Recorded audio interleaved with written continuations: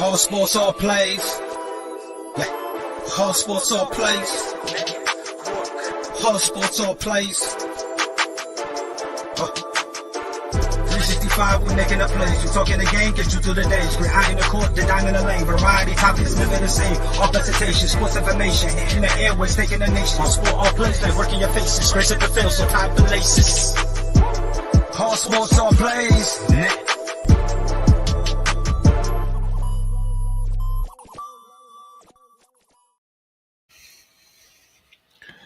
All right, welcome into another episode of What the Hill. Today we are going to be going over any developments in the AEW kerfuffle that's going on. And we're also going to talk some WWE and just some general wrestling stuff. I mean, if you've watched this show before, you know how it goes. But we are going to start with AEW. If you watched last week on Dynamite, they vacated the Trios Championships and had a match between Death Triangle and the Best Friends to see who became the next Trios Champions. And then there is a tournament that's going to span 3 weeks, starting last week, for in order to crown a new AEW heavyweight champion, because that title was vacated as well with the suspension of CM Punk, Kenny Omega, and the Young Bucks, amongst some others. Christopher Daniels, Michael Nakazawa, Brandon Cutler, and Ace Steel. So the tournament was Darby Allin and Sammy Guevara in one bracket, and it was Bryan Danielson and Hangman Adam Page in the other bracket, with the winner of their respective matches, Hangman and Bryan Danielson, going to face Chris Jericho in this week's Dynamite, and then the winner of Sammy Guevara and Darby Allin facing Jon Moxley in this week's Dynamite as well. Sammy Guevara wound up winning the Rampage match, which was against Sammy Guevara versus Darby Allin. Of course, he had help from his wife. And Bryan Danielson wound up winning the rubber match. Well, it wasn't really a rubber match because Hangman had won the first 2 matches, but Danielson wound up winning the match between Page and Danielson. And so he will go on to face Chris Jericho in this week's Dynamite. And it's going to be interesting to see between those 4 men, Sammy Guevara, Jon Moxley, Chris Jericho, and Bryan Danielson, who they decide to put the title on. I don't think it's going to be Chris Jericho because he has Fozzy. That hasn't stopped him before, I know. But I don't think at this point in his career he needs a title. And so I think Chris Jericho's out. The obvious choice is Jon Moxley. He carried the company in CM Punk's absence as the interim champion. He should never have lost the championship in the first place to CM Punk. And this suspension and vacating of the title kind of shows why I say that. And so it just kind of feels like it's going back in that direction. But does AEW not want to change? Like, does AEW not want to give somebody else the title? And you look at it, and I don't see Sammy Guevara as being ready to be that main event guy. And maybe it doesn't matter because if you watched AEW All Out, MJF came back and he was the Joker in that ladder match and he won the chip. So he gets a title shot anytime he wants it. And so maybe it doesn't matter who wins the vacant title because MJF is waiting in the wings to call his shot. But it does matter. And here's why. Even if this new champion holds the title for 2 weeks, that somebody is representing AEW at the highest level for that 2 weeks. And maybe MJF cashes in that chip and loses because the original plan was that long-term storytelling that AEW loves to do. MJF versus CM Punk. And so maybe MJF cashes that in and he loses to whoever wins this match. I don't think it's going to be Danielson.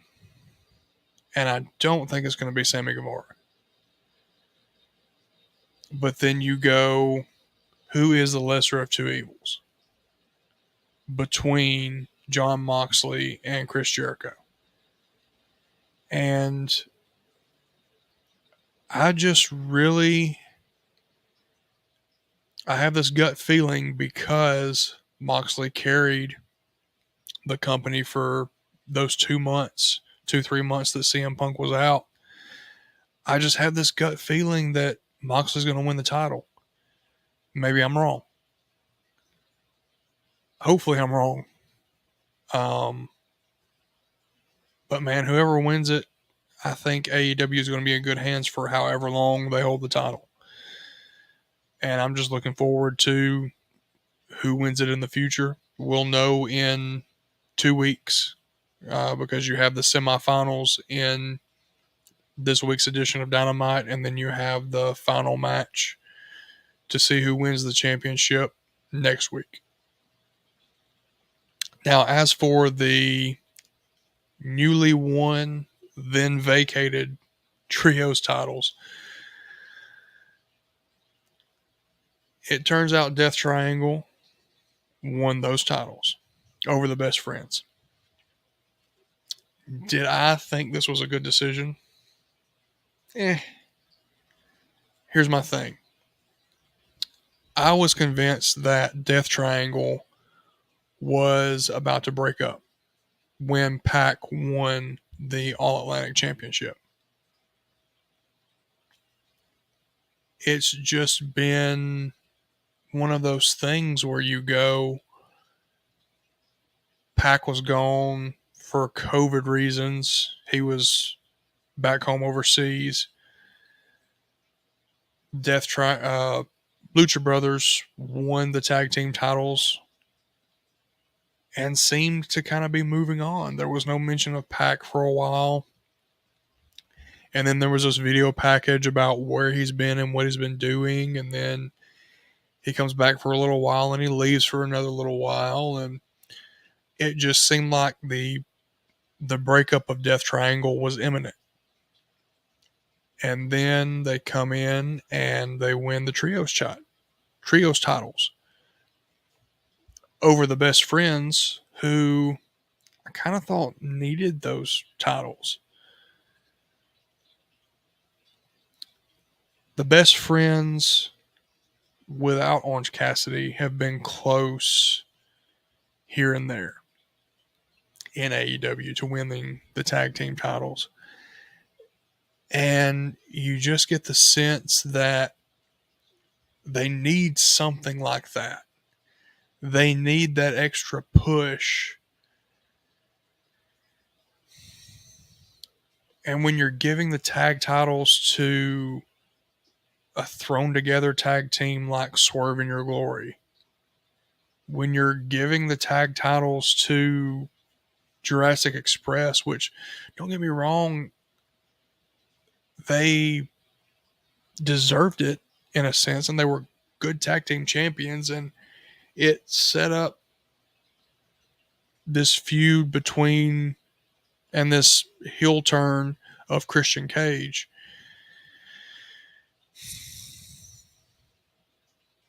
But this tag team division has just kind of become lackluster. And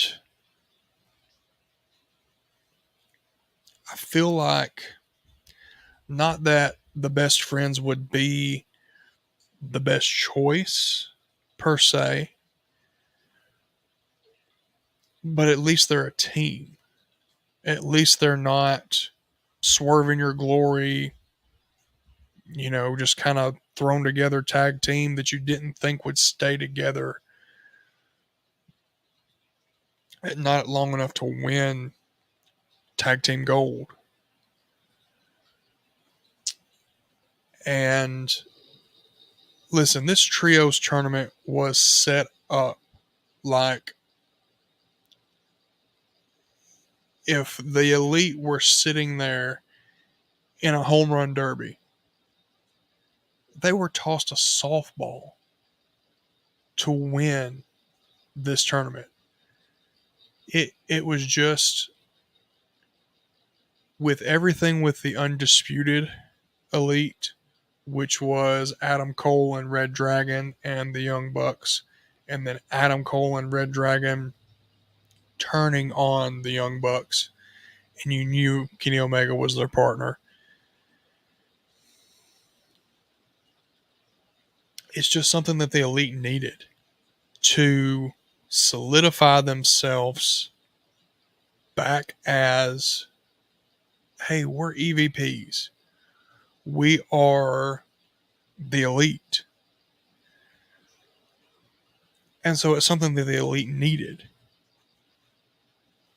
And so I'm not taking away from the Elite's win.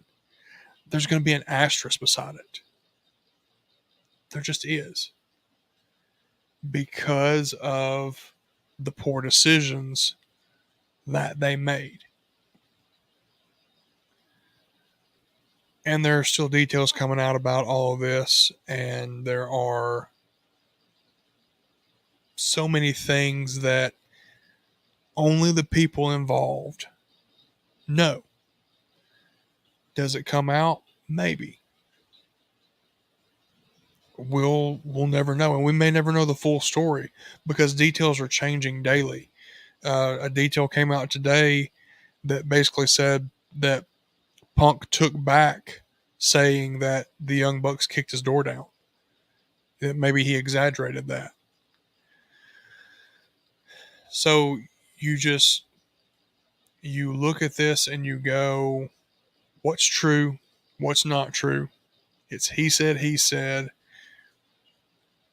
There are three sides to every story. The Buck side, Punk side, and the truth. So it's going to be interesting to see, because as of today, I haven't seen anything as far as a length of suspension for anybody involved. And there are so many people saying, well, this has to be a work because the Young Bucks need to go finish their part in the video game.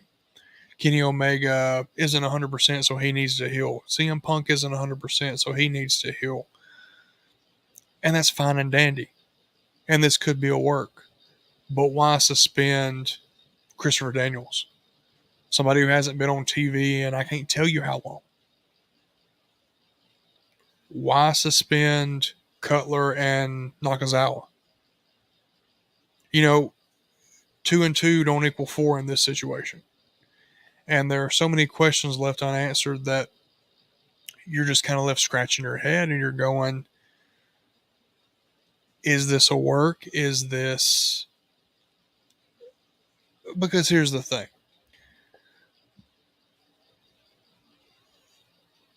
the Young Bucks and Kenny Omega, if they were leaving in order to finish their parts in the video game, then there's no reason for them to drop the titles or vacate the titles. Now, maybe they did that to sell it. Who knows? But it's just been interesting to kind of see the developments, to just kind of see what may be true, what may not be true. And it's just going to be interesting to see, how long does Death Triangle hold the Trios titles? How long does everybody stay suspended? Who wins the AEW championship? And just what landscape changes continue to happen, because we've already seen Malachi Black, who joined just at the beginning of the year, ask for his release. And from the way it sounds, it has nothing to do with AEW. It's for his own mental health. But then you have people like Thunder Rosa, who didn't vacate the title, but took a leave of absence for what she said was an injury. But there are reports coming out saying that she asked for her release. Again, he said, she said. Then you have the Bucks, who are EVPs in AEW, snooping around, trying to see what WWE would offer.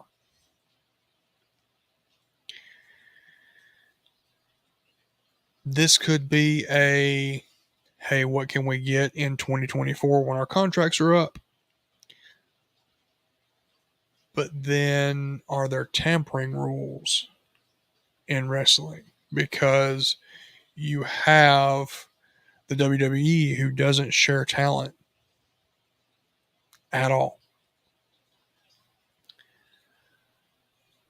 So are they contradicting themselves by having a conversation with the Bucks, who are under AEW contract until 2024 and who are EVPs in AEW? So is there tampering rules there? I don't know. Speaking of the WWE, man, a lot has happened since Clash at the Castle.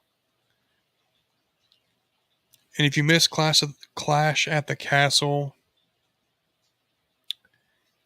you didn't miss much. Everybody was expecting Drew McIntyre to win the title in his hometown, and it didn't happen because the youngest Uso, I can never pronounce his name, but he came up from NXT, and everybody was expecting this to be a one-on-one match because storyline, the Usos got attacked. The Usos and Sammy Guevara got attacked by Drew McIntyre on SmackDown before everybody went to Wells. And so they didn't travel. Now, that storyline, why they didn't travel, but the Usos didn't travel because of, from what I understand, because of whichever one of their DUIs. I believe it's Jimmy. And so you see this match and you think, okay, Drew has a chance here. And Drew dominated for a lot of the match. Drew had Roman, no pun intended, on the ropes. Because this is the first time that Roman, in his reign, 700 plus day reign, has been alone. This is the first time that he has not had the bloodline, that he has not had Paul Heyman, that he hasn't had anybody in his corner helping him out. And so then you see the youngest Uso come out and cause the distraction, and Roman wins again. Roman retains. And in the middle of the match, Austin Theory comes out, and Tyson Fury is in the crowd, and they alluded to him being in the crowd in the middle of the pay-per-view. And all of a sudden, Theory is standing by the announce table holding the briefcase and telling the referee, hey, I'm cashing in, I'm cashing in, I'm cashing in. And then the next thing you know, Tyson Fury, jab right to the jaw, knocks Austin Theory out. And so he doesn't cash in yet again. And it makes me wonder. I'll get back to Austin Theory. From what I'm hearing on the Roman Reigns front, Roman is not going to lose a title this year. USA Network executives aren't happy that the only title they have that's exclusive to Raw is the United States title. They don't have tag team championships. They don't have a heavyweight championship. All they have is the United States title. Triple H has even done away with the 24/7 title. And of course they have the Raw Women's Championship. And I'm not trying to belittle that or anything, but you're working with a part-time unified champion who, when he does work, works main pay-per-views and SmackDown. Now I get it. Fox paid a lot of money for SmackDown. I understand that. That's one of the main reasons that The Fiend was exclusive to SmackDown. That's one of the main reasons that when Kofi lost the WWE Championship on SmackDown to Brock Lesnar, that's one of the main reasons that it happened on the first SmackDown on Fox, on that iteration of Fox. But now USA is looking and going, hey, we pay a lot of money for Raw too. And then Nick Khan is kind of talking to Netflix and going, hey, you want the streaming rights to Raw? You want the streaming rights to SmackDown? Show us the money. Because USA isn't happy with us right now.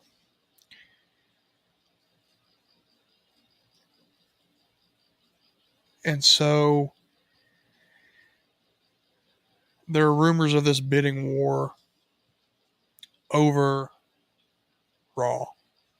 There are rumors of this bidding war over SmackDown. And Hulu, next day. Now keep in mind, WWE has a deal with Peacock. Peacock has all of the WWE exclusive shows, has all of the premium live events, But Hulu gets Raw the next day. Hulu gets SmackDown the next day. Peacock is a month behind on Raw, SmackDown, and NXT.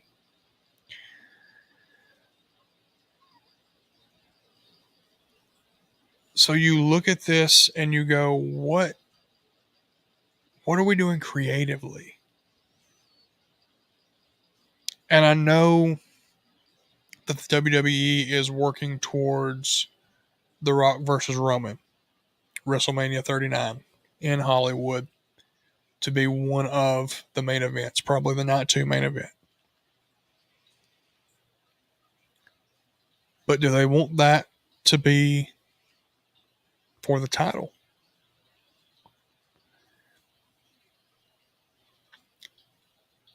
And I don't. The WWE does not need another part-time champion. If you're going to take the title off of Roman, if you're going to split the titles again, you don't need another part-time champion.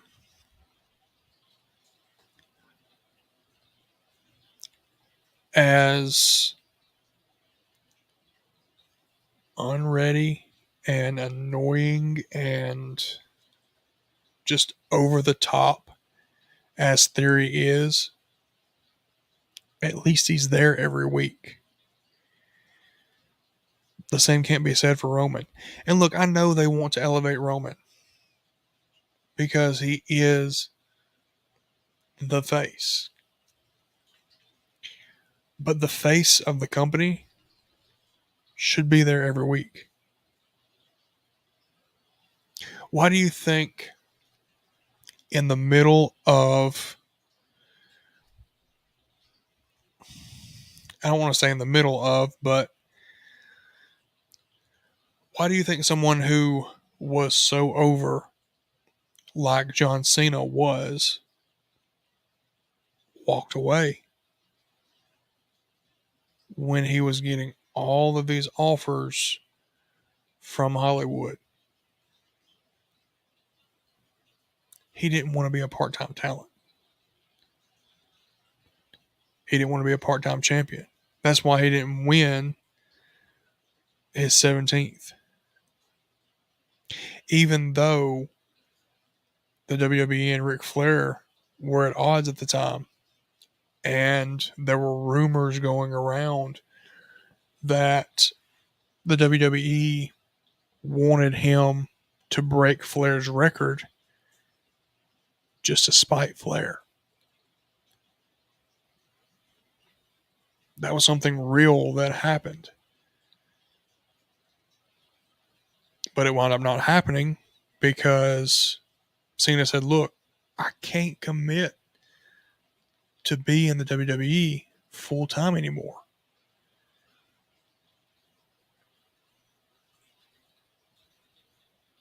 And you look at guys like Karrion Kross, who still to me is not heavyweight champion material. Yes, he was a good NXT champion. He was a dominant NXT champion. But then they brought him in, brought him to Raw, and guess what? He lost to Jeff Hardy.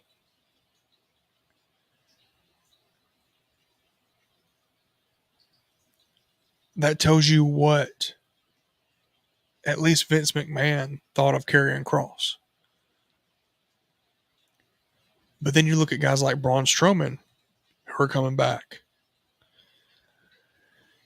You look at these rumors that are going around about Bray Wyatt returning. And in Bray Wyatt's deal, in Bray Wyatt's rumored deal, he has WrestleMania main event matches in his contract. He has a world heavyweight title reign in his contract that he is rumored to have signed. He has all of these promises. And look, Bray Wyatt, the Fiend, Bray Wyatt, give me that all day. Bray Wyatt as champion, the Fiend as champion, give me that all day. Braun Strowman as champion, it doesn't excite me. Karrion Kross as champion, it doesn't excite me. Austin Theory as champion does not excite me. And I'm getting to the point where Roman Reigns as champion doesn't excite me. I've been a wrestling fan for a long time. I'm 33. I've watched wrestling since I can remember. And I can't remember a time where, and look, before I started doing this show, for the longest time, I would watch Raw and SmackDown on mute. And I would fast forward through almost everything. And if I even watched it, I watched the highlights on Instagram because they put what you need to know on Instagram. AEW, I would watch 75% of the show. But now that I do this show, I watch all 3 hours of Raw. I watch both hours of SmackDown, both hours of Dynamite, the hour of Rampage. But now I'm getting to a point where I want to watch Raw on mute again. I don't want to watch SmackDown at all. Because you've got the same thing over and over again. You got Ronda Rousey, who won the number one contender for the SmackDown Women's Championship again. On Raw, you have Bianca Belair, who's kind of overstayed her welcome as Raw Women's Champion. To me. And yes, I know Bayley's back. And Bayley, when she is 100% healthy, she will fight for the title and she may win the title back. But when is she going to be healthy? That's why she got paired with Dakota Kai and Io Sky in the first place. Because she's not 100% healthy.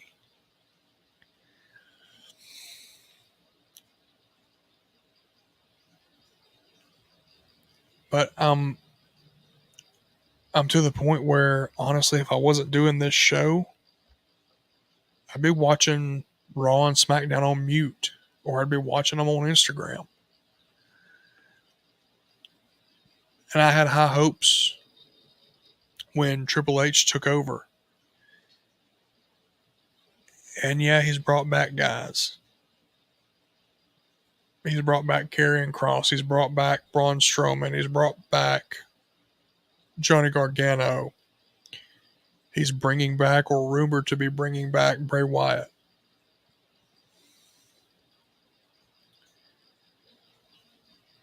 And maybe the Cody injury has a lot to do with this, because we all know, had Cody not gotten injured, he would have been the Money in the Bank winner. Would he have carried around the briefcase as long as Austin Theory has? Who knows?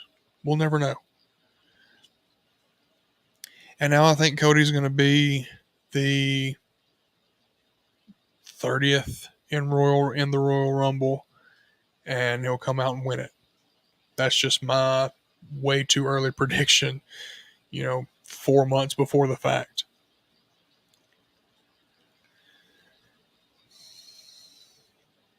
But WWE needs to do something.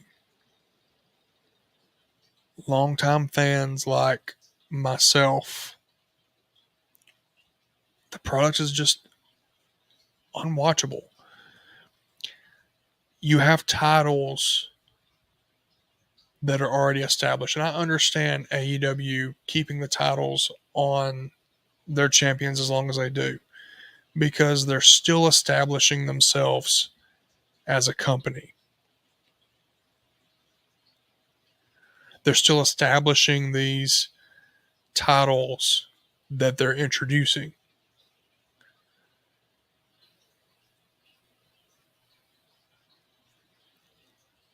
But then you look at WWE,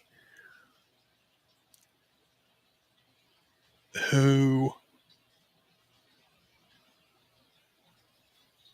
have their women's tag team titles. For example, they had this huge tournament, and Aaliyah and Raquel Rodriguez win the titles. And then this week on Raw, they lose the titles to Io Sky and Dakota Kai, who are part of Damage Control. So those titles have been off of TV for 4 months, 5 months. They get brought back via a tournament after Sasha and Naomi have signed deals and still not returned. But Aaliyah and Raquel Rodriguez win the titles in the tournament, and then 2 weeks later turn around and lose them. You don't have to have that quick a turnaround with every champion.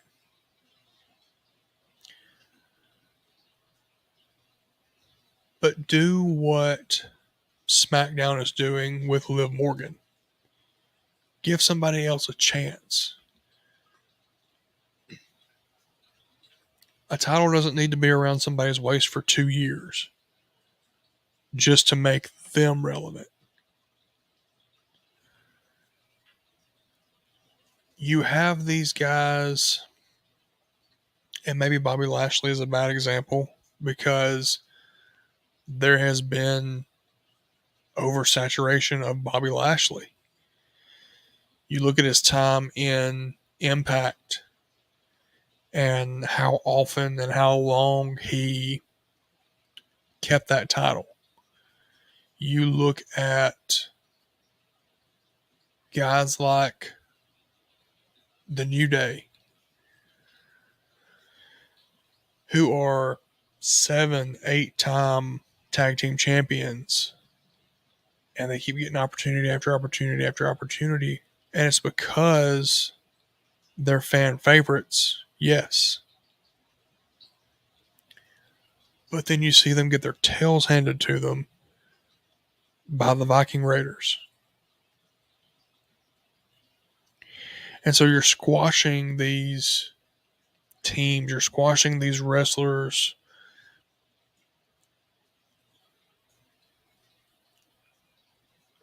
Not who deserve something, but also who deserve something. Kofi Kingston has been with the WWE for 15 years. Never that I know of has complained. He got his world championship a few years ago. Lost it like that to Brock Lesnar. Never heard a complaint. That's a company man. That's a guy who, whatever the company needs us to do, whatever the company needs me to do, I'm going to do it. And yeah, he's rewarded on the tag team front because he's got 7, 8 championships with the New Day as the New Day. But man, when you get this not so hostile takeover of Triple H, and you see him kind of bringing back his guys that he wanted. Johnny Gargano. I'm sure Malachi Black will be back in the WWE because he got released and asked for his release from AEW. Bobby Fish is another one. He just got released by AEW because he didn't sign as long of a deal as Adam Cole did. And Kyle O'Reilly did.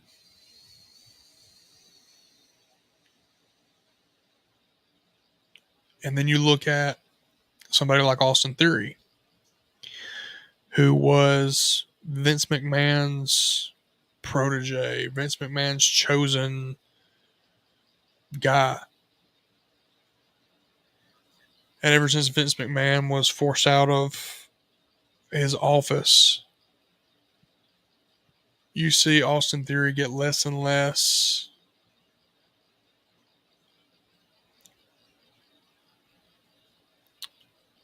I don't want to say less and less opportunities, but less and less time. And you see a guy like KO, who Triple H has always been high on, and he goes back to his prize fighter stage, and they're teasing KO taking the Money in the Bank briefcase from Austin Theory. They're not coming out and teasing it, but you hear in promos Kevin Owens say, "Hey, I could take that Money in the Bank briefcase and I could actually cash it in. What have you done?" Because I've done it before. And he has. And then you've got guys like The Miz, who are getting attacked by a returning Dexter Lumis.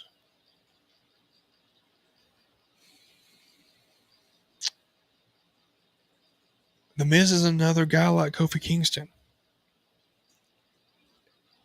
He's done nothing but win in the WWE. He's one of the best heels out there. I have compared MJF heel wise on the microphone to The Miz. Now, he is nowhere near the wrestler that The Miz is. Not that The Miz is the best wrestler out there, but he's a heck of a lot better in the ring than MJF is. The two are just like this as far as mic skills go. Now, MJF could use a little more work on the mic, but and that's kind of why I don't see MJF going to the WWE. You don't need two Mizes. You don't. And that's what you would have if MJF went to the WWE. You'd have a second Miz, just less gifted in the ring. And maybe his mic skills has a lot to do with him being a reality TV star and coming from that background. but you can't beat The Miz on the mic. And here lately, they've kind of silenced him. And they've given him that excuse of, I don't want to talk about what happened with Dexter Loomis and I. I don't want to talk about what happened when, he kidnapped me and whatever. And that's all fine and dandy, but you're silencing one of your best guys on the microphone, and you're not giving him that platform that he needs as a mouthpiece, as an entertainer, as a heel.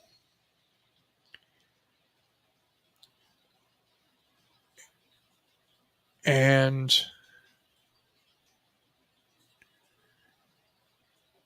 you're making him look weak going against Bobby Lashley.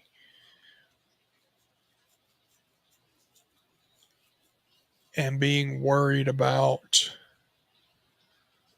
Dexter Loomis looming over his shoulder.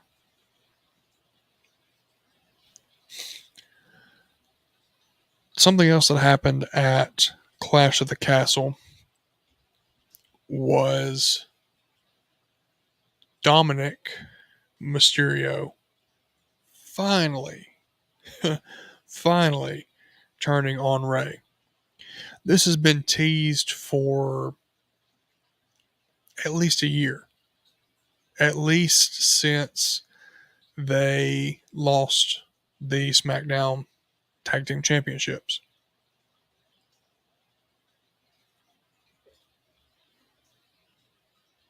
Now, it happened at Clash at the Castle. What I predicted would happen was the Judgment Day would win the match because of a Dominic interference. That's not what happened. Rey and Edge won the match.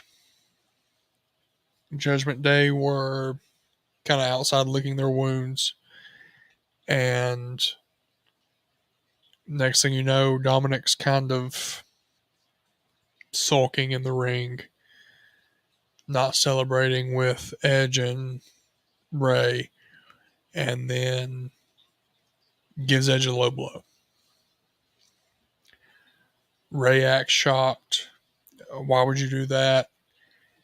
And Dominic knocks Rey Mysterio down with a clothesline. And then the following Raw, 2 days after Clash at the Castle, Rey and Edge lead off the show and try to call out Dominic.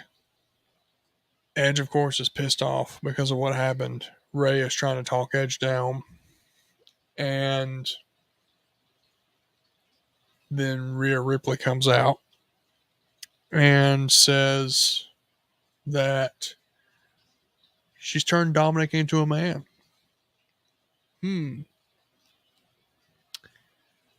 Read into that what you will. But then Dominic comes out with this new look, the Judgment Day look, all black, really somber looking.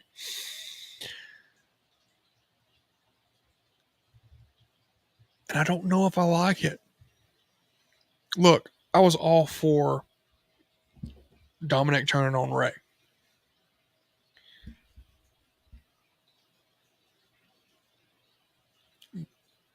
Rey will retire anytime soon.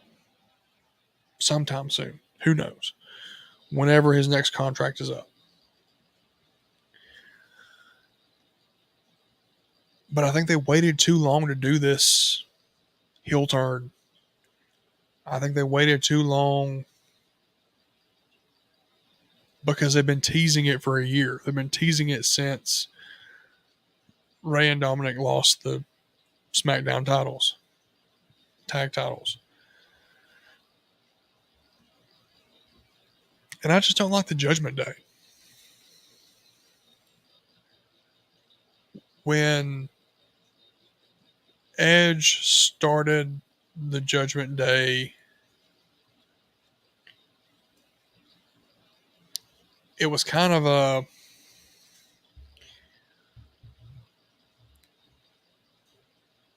I don't know how to say it. It was kind of a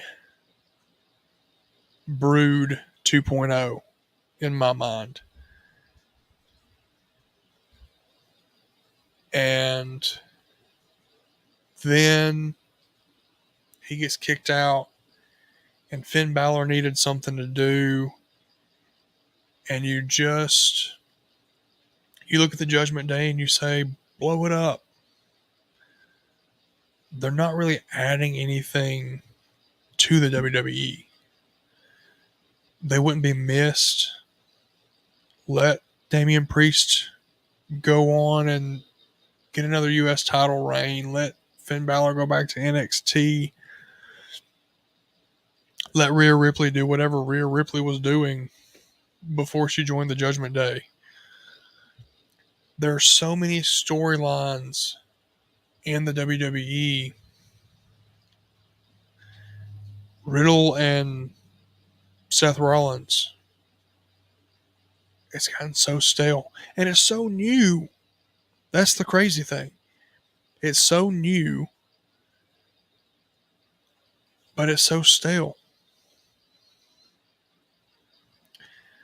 And Rollins mentioned on Raw this week, I want to go after the title again. And he's been teasing this since Money in the Bank. Rollins was my pick to win Money in the Bank back in July. Because it just made sense for Seth Rollins to be the one to dethrone Roman. And so now he's still teasing that he wants a shot at Roman. Now he's still teasing that he wants a shot at the title. And he's a guy who deserves it. But quit putting him in these situations where he's like a dog chasing his tail. And I like what WWE did, kind of teasing. I mean, listen, and I mentioned this before, Bobby Lashley is the only guy. He is the main title holder holding the U.S. title. And so Rollins keeps saying, hey, I want gold. Give me gold. Get me out of this endless cycle where I'm chasing my tail. And then he's doing a promo talking about Riddle and how he's tired of Riddle. Didn't want to deal with Riddle in the first place. Rollins is the face of Monday Night Raw. And Bobby Lashley comes up in the middle of that promo and he says, you know, the face of Monday Night Raw should be wearing gold. And I'm the only one wearing gold. And so next week, it looks like there's a possibility,